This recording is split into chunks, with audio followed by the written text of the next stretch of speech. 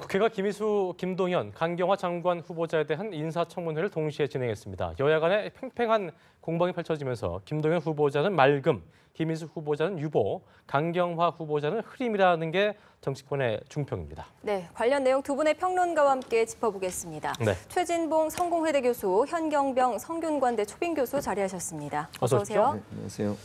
말씀드린 대로 이제 여야 간의 팽팽한 공방이 이루어지고 있는 가운데 김동연 후보자는 맑음, 김희수 후보자는 유보, 강경화 후보자는 흐림이라는 평이 나오고 있는데 어제 인사청문회 최대 관심은 뭐라 해도 이제 강경화 외교부 장관 후보자였다 볼 수 있을 텐데 위장 전입에 대해서는 죄송하다, 탈세와 땅 투기 의혹에 대해서는 사실과 다르다고 반박을 했고요.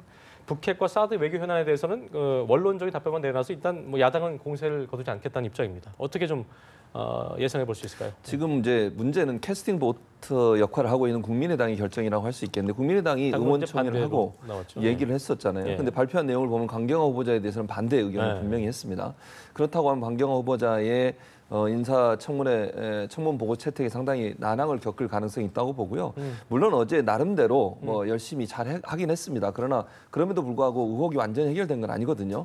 예컨대 본인을 그 정동에 있는 아파트에 소개해준 은사가 누구냐 절대로 안 밝혔거든요. 이 부분도 사실은 밝히는 게 좋다는 저는 개인적으로 생각을 하고 있고 그렇죠. 또 한 가지는 이제 강경화 후보자 같은 경우에 본인이 모르고 다 남편이 했다 이렇게 지금 얘기를 하고 있는 상황이에요. 근데 그 부분도 사실 물론 본인이 외교관으로 오랫동안 근무를 했기 때문에 이해되는 부분도 있습니다만 그럼에도 불구하고 본인의 이름으로 건물을 매매하고 이런 부분들이 본인과 전혀 관계없다고 얘기하는 것이 과연 설득력이 있을까 하는 부분도 의문이고 그런 여러 가지 것들을 종합해 본다고 하면 국민의당 입장에서 당연히 강경화 후보자에서 좀 나를 세우는 쪽으로 갈 가능성이 있었다고 볼 수 있겠고 그것이 오늘 의원총회에서 나왔기 때문에 제가 볼 때는 이제 다른 후보자들 같은 경우에는 대체적으로 청문 보고서 채택 되는 쪽으로 갈 가능성이 높다고 보여지고요. 다만 강경화 후보자에 대해서는 앞으로 논란이 계속 있을 것 같고 문재인 대통령도 물론 본인이 임명을 할 수는 있습니다. 강행을 할 수는 있지만 그럼에도 불구하고 협치라는 문제가 또 있지 않겠습니까?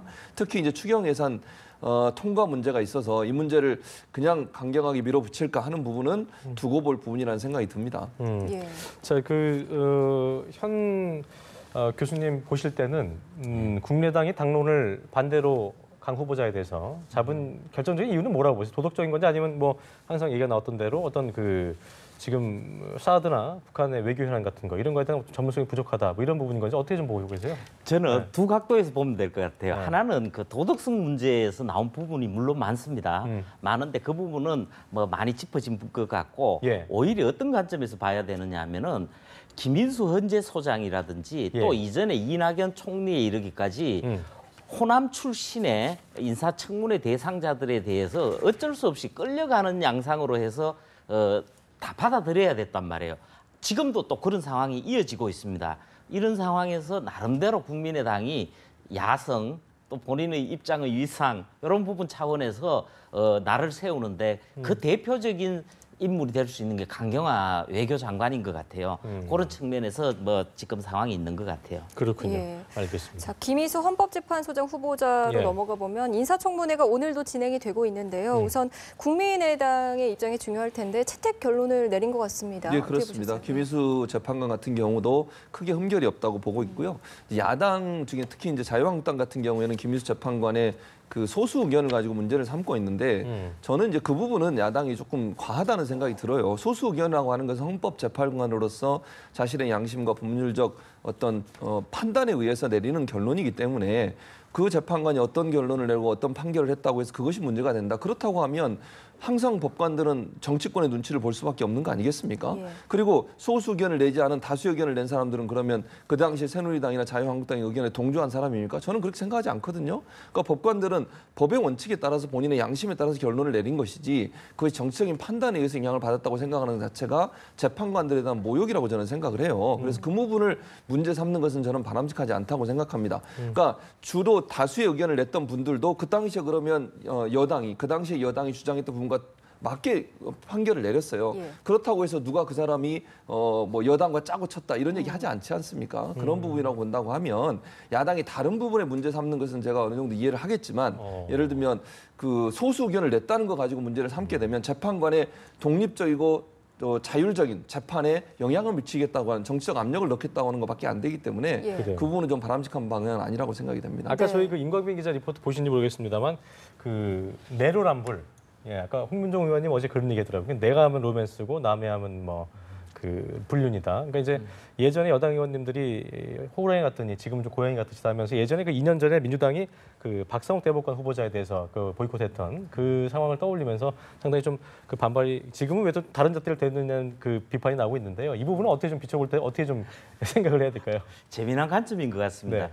그런데 사실 김인수 헌법재판소장이기 때문에 남다른 비중이 있습니다. 비중이 있는데 이 부분을 놓고서는 사실 여야가 조금 논리적 모순에 빠질 수가 있습니다. 그런데 야당 입장에서는 특히 이제 그 자유한국당과 바른정당 입장에서는 통진당 해산 문제를 놓고 김인수 후보자에 대해서 판단을 하는 것 같아요. 그렇죠. 예. 그런데 이게 이제 2014년에 당시에 헌법재판관이 9명인데 이 9명이 의결을 하는데 유일하게 소수 의견을 냈단 말이에요. 그렇죠. 그리고 또 이 통진당 해상 문제를 놓고 당시에 소수 의견을 첨부를 했는데 그 내용을 읽어보면은 사실은 조금 이해할 수는 있습니다.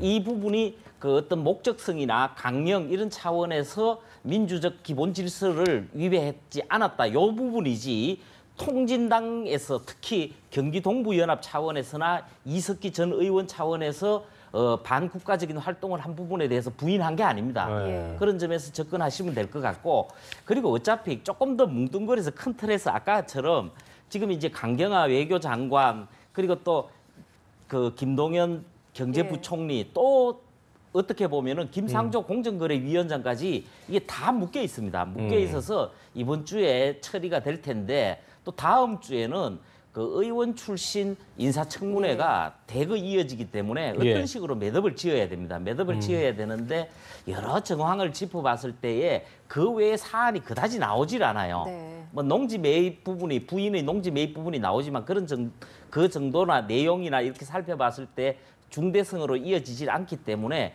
기본적으로는 인준하는 방향으로 가는 흐름이 아니냐 이렇게 보여지는 것 같아요. 예.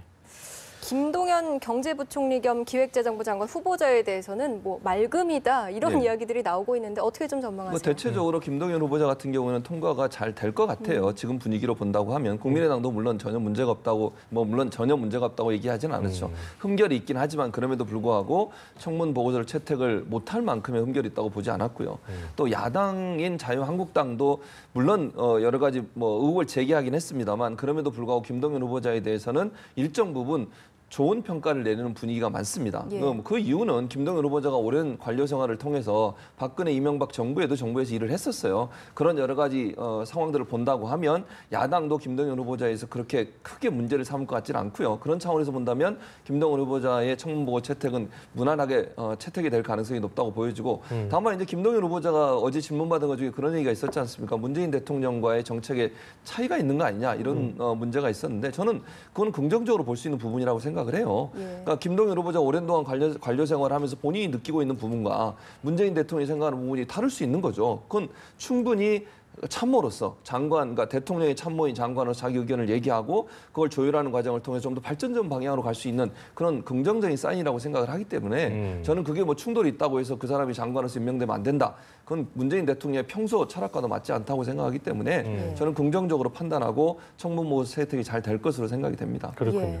일단 뭐 그러니까 그 맡은 직책에 대해서 도덕성 문제보다는 이제 정책 검증에 집중이 됐다고 볼 수 있고 어떻게 보면 좀 올바른 그 모습이었다고 볼 수 있어요. 정치 공세가 덜했고 일단 그런 점에서 김동연 후보자의 경우에는 뭐 야당도 비교적 높은 점수를 준 것 같습니다. 이 부분에 대해서. 예. 사실은요 큰 틀에서 먼저 접근을 하면 이번 정권이 출범을 할 때 조기 대선이라서 그 인수위원회가 없었습니다. 그러다 보니까 급작스럽게 모든 것을 진행해야 되는 시기적 상황도 있고 네. 또 반면에 문재인 대통령의 초기 행보 그러니까 소통과 또 개혁 통합 이런 차원에서 국민적 반응을 읊으면서 굉장히 지지도가 높아요. 이런 상황에서 인사청문회 전국이 진행되고 있지만은 기본적으로는 받아들여야 되지 않느냐는 흐름이 있어요. 그런 중에 김동연 이 경제부총리 기획재정부 장관 후보자 같은 경우에는 사실 개인적으로 그 자질성, 도덕성 부분에서 거의 흠결이 안 나왔어요. 병역 문제라든지 뭐 일부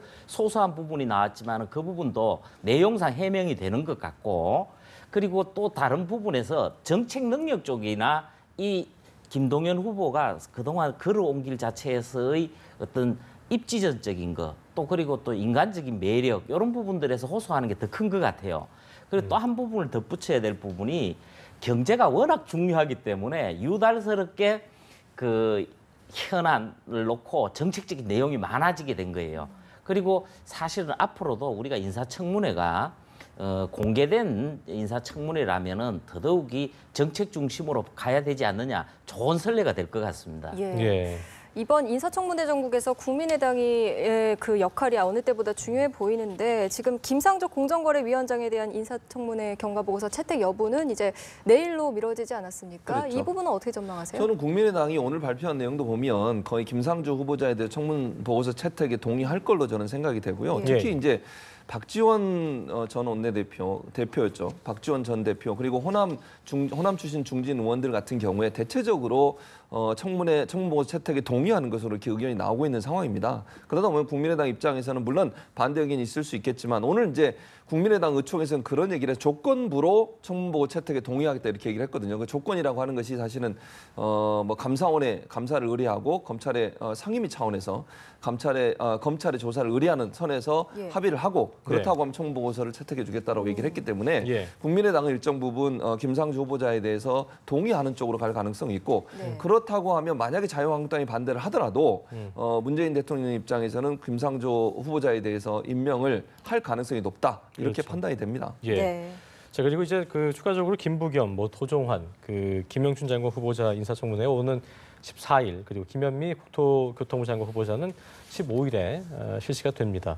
일단 국회 인사청문회 제도가 도입된 이후에 2000년 6월이죠. 이후에 현직 의원이 그 청문회에서 낙마한 사례는 없다고 해요. 그러니까 이번도 어떻게 보면 뭐 큰 이변이 없는 한 뭐 다 통과한다 이렇게 봐야 될까요? 어떻게 좀 보세요? 예. 사실 그 다시 한 번 더 말씀드리지만 2000년에 이 인사청문회 제도가 도입되고 나서 지금까지 전현직 의원 출신은 낙마한 사례가 없습니다. 그 이유는 두 가지로 볼 수 있습니다. 하나는 뭐냐 하면은 그 공천 과정과 선거 운동 과정 또 이런 여러 직책을 거치면서 검증이 상당히 검증이 이루어졌다. 이루어졌다. 이런 부분을 볼 수 있고 또 한 부분은 뭐냐면은 인사청문위원을 비롯해서 그 정당 전체를 놓고 봐서도 본인과 전부 다 인간관계를 다 가지고 있습니다. 그러다 보니까 청문회 자체도 본질적으로는 우호적인 분위기가 흐를 수밖에 없습니다.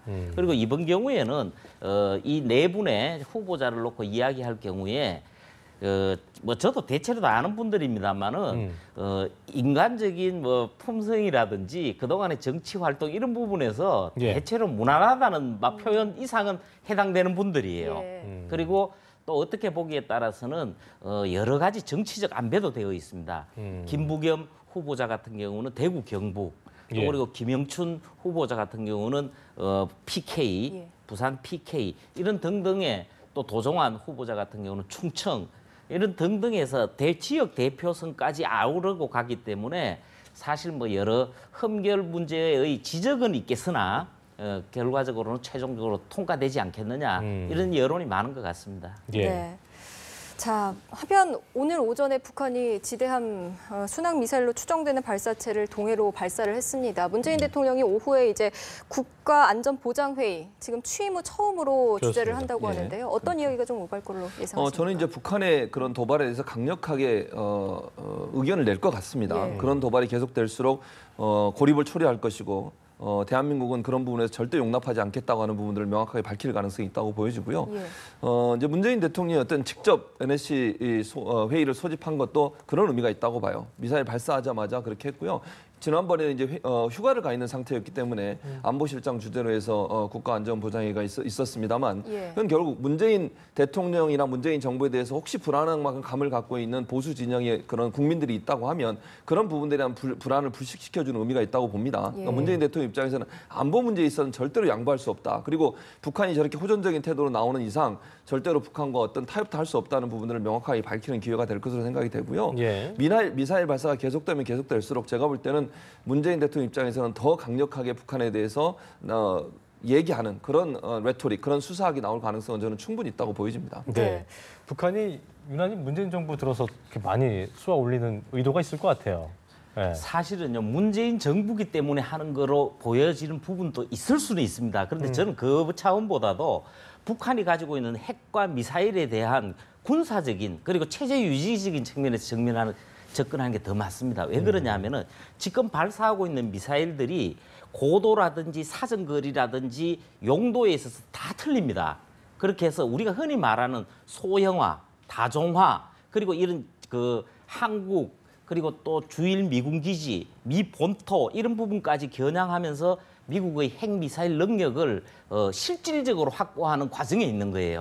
그 부분이 중요한 것이고 또 사실은 사드 문제가 나왔습니다마는 사드 부분에서 제가 볼 때는 환경영향평가 부분을 가지고 어떤 한미 간에서 어떤 의견 차이가 벌어지고 있지만 이건 제가 볼 때 본질이 아닙니다. 예. 이런 차원보다는 앞으로 한미 간의 관계라든지 북한에 대한 문재인 정부의 기본적인 기조는 천명이 됐어요. 비핵화에서부터 한미 동맹을 최우선한다. 이 부분에 대해서는 동의가 되는데 환경영향평가라든지 이런 소소한 문제, 왜 공개가 됐느냐 안 됐느냐, 보고가 누락됐느냐 안 됐느냐 이런 부분으로 가면은 미시적인 문제로 해서 거시적인 문제까지 흔듭니다. 이게. 미시적 문제가 더 감정 상할 수도 있다. 예. 제가 볼 때는 사람 감정 상하는 게요. 큰 틀 말해서는 감정 잘 안 상합니다. 예. 그래서 그런 부분에서의 접근보다는 이제 곧 있을 그 한미 정상회담 같은 경우에도 바로 이런 큰 틀에서의 접근을 전환하면서 우리 한국의 입장을 강화시키는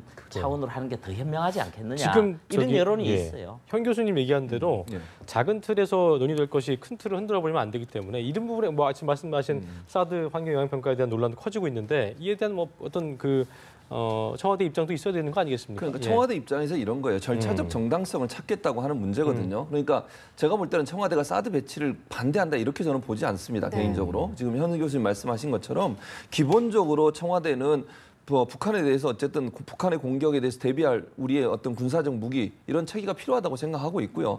다만 그게 절차적 정당성이 제대로 안 됐을 경우에는 그게 나중에 또 논란이 될 수 있다는 것이죠. 예를 들면 사드를 배치해 놨는데 그 반대하는 사람들 입장에서는 절차적 정당성이 없다고 계속 공격을 하면 문재인 정부 입장에서는 그걸 방어할 수 있는 어떤 논리가 없어요. 그러니까 문재인 대통령이나 문재인 정부 입장에서는 절차적 정당성을 확보해서 혹시나 이 문제 때문에 국내 분열이 되거나 의견이 아니면 논란이 되는 부분들을 좀 불식시키겠다는 의도가 있다고 보고 또 한 가지는 이제 미국, 중국과의 관계도 함께 고려한다고 저는 생각이 들거든요. 그러니까 중국 입장에서는 계속 사드 배치에 대해서 지금 문제를 제기하고 있고 우리 경제라든지 여러 가지 한류라든지 이런 부분에 여러 가지 압력을 가하고 있는 상황인데 우리가 절차적 정당성을 확보하면 중국을 설득하기도 훨씬 더 수월할 거라고 생각을 해요. 그러니까 이런 여러 가지 환경 영향 평가 같은 문제도 이게 법에 돼 있고 그렇게 해야 된다고 하면 그런 문제들을 하고 나면 시간이 좀 걸리겠지만 그렇다 하더라도 우리가 조금 더 대외적으로 목소리를 낼 수 있고 또 국내 분열, 여론 분열을 좀 막을 수 있는 요소가 되고 저는 미국 입장에서도 이 부분은 받아들여야 된다고 저는 개인적으로 생각을 합니다. 뭐 괌 같은 경우에 자기들이 그 괌에 사드 배치하면서 23개월 동안 영향평가했어요. 미국도. 미국은 괌은 자기 영토 아닙니까?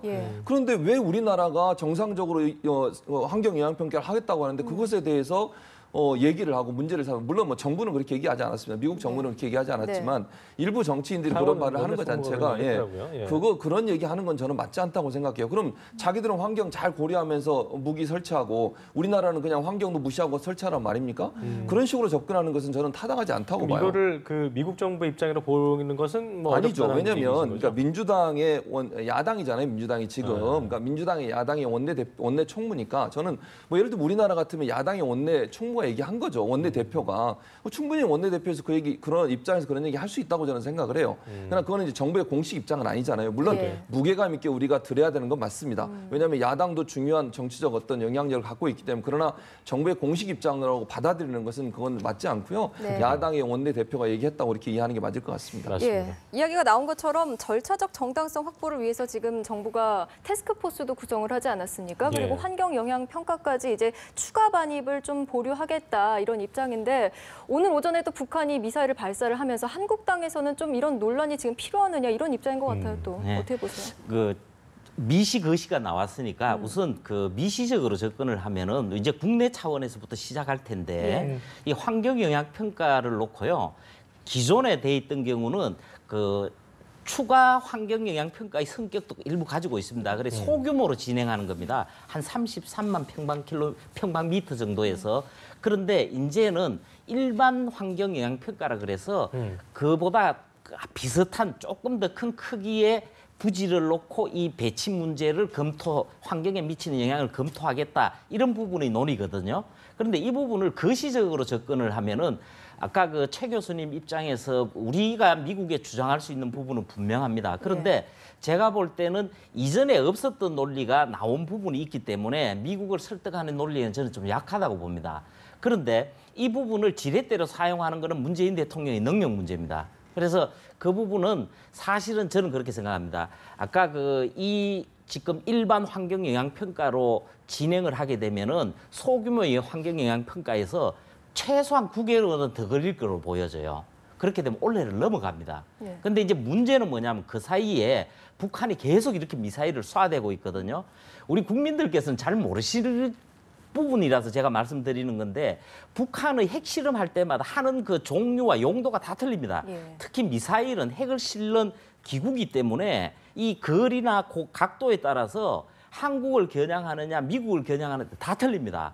그래서 그런 차원의 접근이 필요한데 이번 경우에는 이 사드가 한반도를 전형적으로 방어하는 체제이기 때문에 미국은 이해를 못하겠다는 주장을 하기 때문에 환경영향평가에 대한 설명도 하지만 서로 흉금을 터놓고 그런 하나하나의 내용에 들어가면 물러서기가 힘들어요. 서로 간에 한미연합 방위라는 큰 틀에서 문제를 풀어가는 정치력이 더 중요하다고 생각합니다. 그래요, 알겠습니다.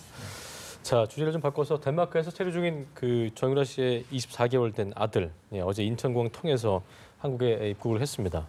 정유라 씨가 아들을 데리고 이제 최순실 씨한테 면회를 갈지 또 가게 된다면 뭐 여론과 검찰의 어떤 그 반응 등이 상당할 텐데 이런 것들을 좀 살피면서 신중하게 접근하지 않을까 예상이 되고 있는데 일단 어제 그 장면 뭐 보셨을 텐데 어떻게 좀 어떤 생각이 드셨습니까? 뭐 일단 뭐 보모하고 아이가 들어왔고 또 이제 관심을 받는 사람은 사실 마필 관리사였어요. 거기 이제 마필 관리사로 이름이 나오는데 검찰에서 지금 판단하고 있기로는 마필 관리사가 독일 내 도피를 함께 했었거든요. 계속 정유라 씨와. 그렇다고 하면 도피와 관련된 여러 가지 정보를 알고 있을 가능성이 있고 또 한 가지는 도피에 들어가는 여러 가지 비용들이 있지 않겠습니까? 그 비용도 마필 관리사가 어느 부분 알고 있을 거다. 아니면 집행하는 실제 집행자가 될 가능성도 있다. 그래서 어제 바로 이제 경찰에서 임의동행 형식으로 데리고 와서 검찰 조사를 받고 있는 상황이거든요. 그래서 마필 관리사가 쉽게 입을 열진 않겠지만 어쨌든 누가 봐도 정황상 정유라 씨가 어떤 행적을 했고 또 어떤 식으로 돈을 받아서 활용했고 이런 부분들을 충분히 알 수 있는 위치에 있었다고 생각이 들어요. 그래서 검찰이 얼마나 압박을 하냐에 따라서 마필 관리사가 어떤 증언을 할지를 좀 두고 봐야 될 것 같은데 그래서 이제 저는 그렇게 생각 안 해요. 마필 관리사가 오랫동안 함께 있었기 때문에 일단은 입을 열기가 좀 쉽지 않을 것 같아요. 그러니까 본인이 정유라 씨와 어쨌든 뭐 오랫동안 도피 생활을 했지 않습니까? 그런 상황이라고 하면 정유라 씨 입장에서 검찰의 조사를 받을 가능성이 있고 그렇다고 하면 쉽게 입을 열지는 않겠지만 검찰이 어떤 형태로든 그 마필 관리사 입을 열기 위한 다양한 형태의 압박 수단을 쓸 필요가 있고 그 마필 관리사가 어떻게 증언하냐에 따라서 정유라의 영장을 다시 청구할 수 있는 어떤 근거도 찾을 수 있는 계기가 되지 않을까 하는 생각은 듭니다. 네, 이번에 검찰 얘기 좀 해볼게요. 돈봉투 만찬에 연루됐던 이영렬 전 서울중앙지검장 또 안태근 전 법무부 검찰국장이 면직 처분을 받았는데요. 해임 다음으로 가장 무거운 징계라고 하더라고요. 예, 뭐 사실 처벌 수준을 놓고 여러 가지 의견이 있을 수는 있습니다. 제가 볼 때는 이 정도는 필요하지 않느냐는 여론에 저도 동의를 합니다. 사실 그동안 검찰이 우리 한국 사회 특히 정치권에 이르기까지 전반적으로 미친 영향이 너무 컸기 때문에 지금 이제 검찰 개혁 차원에서의 접근의 시각이 필요합니다. 사실 이미 문재인 정부가 출범하고 나서 국정원이라든지 경찰이라든지 여러 형태의 인권이라든지 적폐청산 차원의 개혁이 진행 중입니다. 국정원 같은 경우에 이제 조사관, 정보관 이런 게 다 폐지됐지 않습니까? 경찰도 인권 경찰로 전환을 제안받으면서 수사권 조정 문제를 진행하겠다 그랬잖아요. 그리고 국가인권위원회 같은 경우도 위상을 제고하겠다. 그랬고 보훈처 장관 같은 경우도 장관급으로 격상한다든지 이런 차원의 진행 중인데 이제 검찰에 대해서 본격적으로 해야 됩니다. 앞으로요 검찰의 우리나라 정치라든지 대한민국 사회가 더 이상 휘둘리지는 말아야 되거든요. 네. 검찰로 봤어도요 2,100명의 검사 중에서요 정치 검찰은 극소수의 극소수입니다. 이 극소수의 정치 검찰에 대한 연결고리 끊을 수 있는 끈을 끊는 이런 조치가 이번에 꼭 있어야 되기 때문에 그런 차원에서 접근을 해서 저는요 이 면직 조치도 중요하지만은 네. 향후에 이런 정치 검찰과 관련된 이런 사건 전반에 대해서 여기에 대해서 정말 진상 조사를 하고 그에 따른 사후 조치, 저는 특히 제도적 장치가 중요하다 생각합니다. 그래요. 지금 얘기하신 현 교수님 얘기하신 제도적인 장치가 더 중요해 보이는데 어떤 좀 대책이 좀 필요하다고 좀 보세요? 예. 일단은 오늘 이제 법무부에서 검찰 인사를 발표했거든요. 네. 오늘 인사를 발표한 내용을 보면 지금까지 수사에 부적절한 어떤 판단을 했다고 판단이 되거나 아니면 논란이 되고 있는 사건에 연루돼서 비판을 받았던 검사들이 대부분 포함이 돼 있어요. 예를 들면 윤곽근 대구고검장 같은 경우 이게 우병우 전 수석의 황제 소환이라고 하는 비판을 받았었고요. 그리고 현재 오늘 이제 고검장이나 검사장급 4명이 보직이 바뀌었는데 예. 그중에 1명은 우병우 전 청와대 민정수석과 사법연수원 동기고요. 예. 3명은 대학 동기입니다. 그래서 우병우 라인이라고 소위 얘기하는 검찰의 그런 라인들이 정리되고 있다고 보면 될 것 같고 이분들은 물론 이제 면직을 시킨 건 아니고 연구 보직, 그러니까 수사 지휘 보직에 있던 분들을 연구 보직이나 비지휘 보직으로 옮겼어요. 그 말은 실제적으로 수사에 개입하지 못하도록 만든 거거든요. 네. 이게 압력이 되면 본인들이 스스로 옷을 벗을 가능성이 있다고 보여지고 그러니까 검찰 개혁은 결국 우병우 라인이라고 얘기되어지는 특정 개파나 라인에 속해 있는 검사들을 일정 부분 좀 수사 지휘 라인에서 좀 빼서 검찰 개혁이라는 상징성을 보여주는 의도가 그러게요. 있다고 보여지고요. 문재인 정부가 들어서 이제 검찰 개혁의 신호탄은 결국 돈봉투 사건과 함께 오늘 법무부 인사에서 상징적으로 보여주는 면이 있다고 생각이 됩니다. 네, 예. 알겠습니다. 자, 오늘 말씀 여기까지 듣겠습니다. 네. 최진봉 성공회대 교수, 현경병, 성균관대 초빙 교수와 함께했습니다. 두 분 고맙습니다.